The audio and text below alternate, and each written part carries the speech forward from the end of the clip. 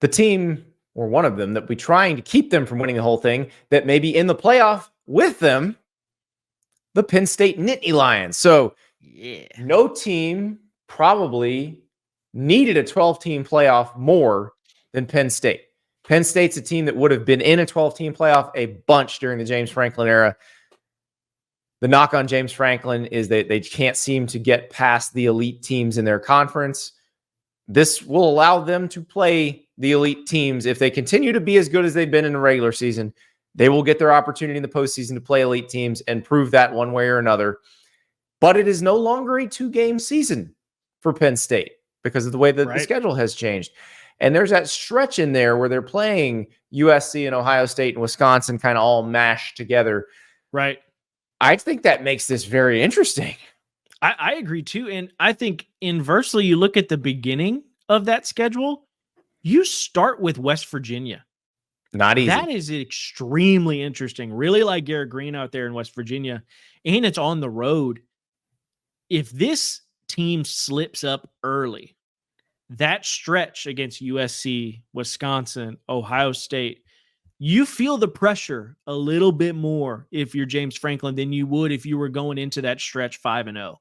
So I think he feels a lot of pressure going into this. Yes, the playoff expands, which helps them out, but you got to come out week one and you got to hope that Drew Allar is turning into the guy you thought he was going to be when you named him the starter. This is a very pivotal year for him. Yes, you have one of the top backs in the country, Nick Singleton. You lose Keandre Lambert-Smith at receiver, but you do replace him with Julian Fleming. This is such a good defense. You have Abdul Carter, one of the top hybrid defenders in the country. And they're going to play him at the position he's good at. Correct. Which, you know, is one of my pet peeves when they don't do that. Go hunt. You got a dog, go let him hunt. So Abdul Carter is going to take over that sort of Micah Parsons, like, hey, go Swiss Army knife, go line them up, go after the quarterback. And I think with this start, if they're able to start 5-0, you have a really good shot. You get Ohio State at home. You avoid Oregon and Michigan, but this team has a real shot at a conference title, especially if Drew Allar can step up and develop as a true passer. And that is a big question. Andy Kotelnicki takes over as the offensive coordinator. He's very creative at Kansas. Lots of fun. Tom Allen, your new defensive coordinator. And yeah, he got fired as head coach at Indiana, but that's a hard job. Sure. Don't doubt him as a defensive play caller.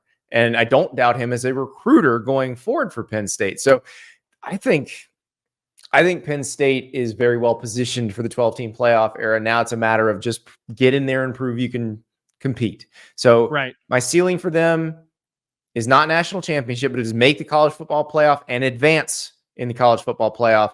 My floor for them is 9-3.